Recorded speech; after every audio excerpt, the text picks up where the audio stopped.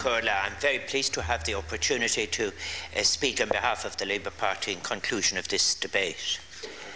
May I say, as President of the Labour Party, that I am very proud that it is the Labour Party who have put down a motion here defending those who are on the minimum wage, and also that we have made a clear commitment that if the order is not made by the time Labour enters government, the order will never be made to reduce the minimum wage. And if in fact it has been made, the order will be rescinded.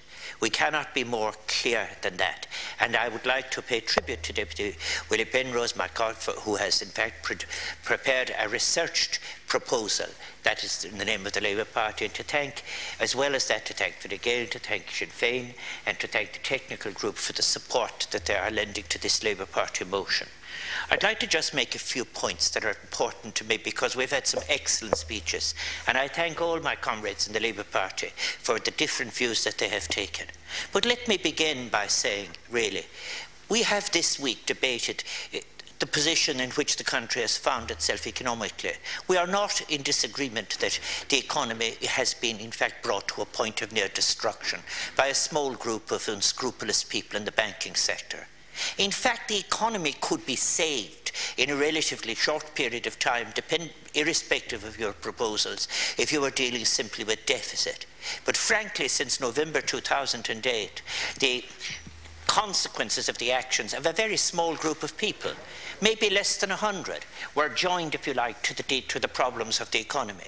I'm referring to a small group of people who sat on each other's remuneration committees. Several of them were members of 4 and 5 different boards and so forth.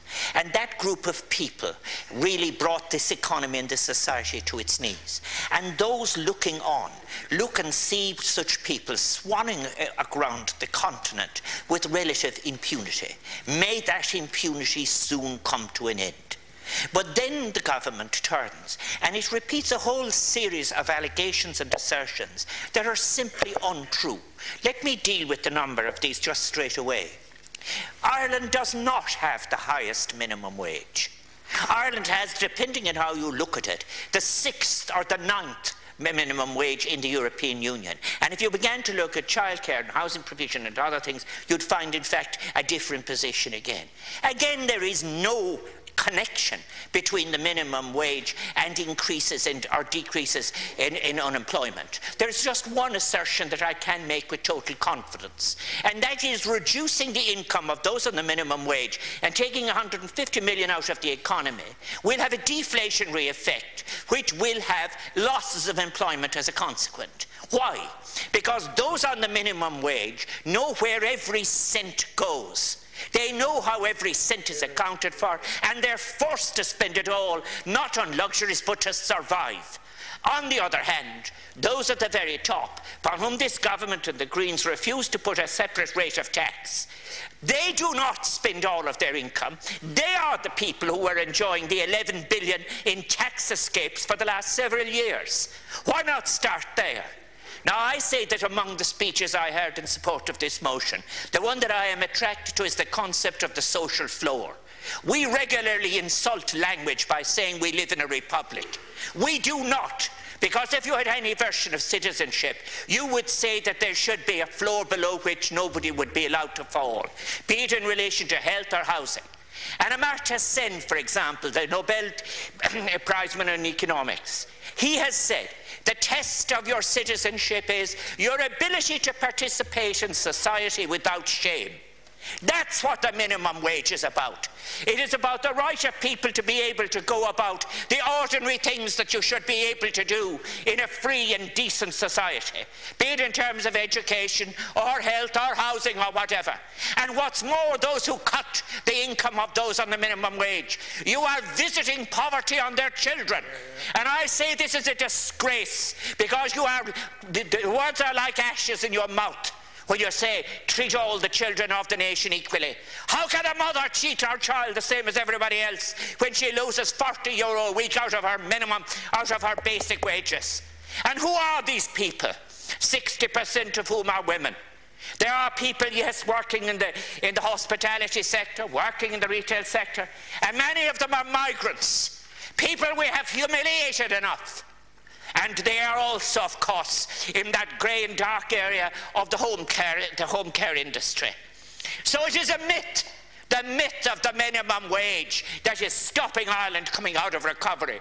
How dare you make such an assertion? Not one, I say it as somebody who has dealt with social statistics all his life, not one jot of evidence. I say as well as that in relation to the whole question of how I test this. Between now as we recover in the economy, the quest should be, the test should be, how much inclusion is made possible by what we do. That's why you transfer income through taxation. How much exclusion is a consequence of what we do. And every euro that is taken off those in the minimum wage is creating exclusion. Exclusion of a spending kind that will have an unemployment effect, and in relation to the families and the children, ones that will drive them down into poverty. And then again, you know, the cynicism of it all. You know, as well as that, for example, at the point that has just been made in relation to what was the health levy and PRSI combined, for those over 200,000, that becomes an anomaly. The fact that they did better out of the budget than anybody else, that becomes just an anomaly. Well, is it not an anomaly to say that you have gone after the poorest? I think that in relation to this as well, there's something very interesting in relation to it all. What kind of a message are we sending out? You know what's very interesting about all the speeches that I've heard of it, even the Minister of State, whom he knows I have personal respect for. The argument, you know, is this: the minimum wage is used as a standard for other wages in other sectors of the economy. That can be deconstructed into something like this. We'll use the reduction in the minimum wage as a battering ram, and when we've done that, we'll be all in then to reducing everyone's wages up along the scale. That's why those who are on middle incomes should stand with the people who are dependent on the minimum wage. Because if they have gone after the people dependent on the minimum wage this week, they'll be after you next week, and they will continue it on. And the very, very last people that they will ever go after, the non-executive directors, the dining clubs, the people who put their poison from their own little companies into the regulator's office, into the central bank, into the Department of Finance itself.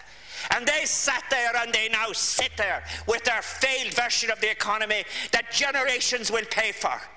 This is a time really then for all of us who are involved in all of this. Let's have a debate about restoring the economy.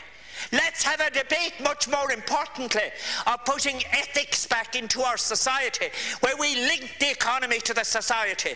And we say there is no child who should be hungry. There's no woman who should have to worry about how now is she going to compensate for the school trip that she was promised to bring her child on. Or no father who is going home and has nothing to offer his children.